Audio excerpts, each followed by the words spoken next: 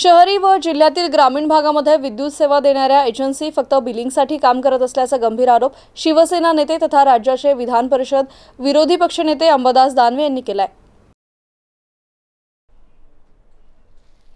महाराष्ट्र राज्य विद्युत कंपनी लिमिटेडने विद्युत पोल उभारण्यासाठी, रोहित्र बदलण्यासाठी आणि विद्युत तारा लावण्यासाठी नियुक्त केलेल्या एजन्सी काडी मात्र काम करत नाही। शेतकरी आपल्या पातळीवर या कामासाठी खासगी व्यावसायिकांना पैसे देऊन हे काम करून घेतात। शेतकरी या कामांसाठी आपल्या पातळीवर स्वतंत्ररित्या पैसे देऊन काम करून घेत असेल तर महावितरण नियुक्त केलेल्या कंपन्या फक्त धंदे करण्यासाठी नियुक्त केल्या का, असा प्रश्न दानवे यांनी केला। संबंधित अधिकाऱ्यांना विचारला।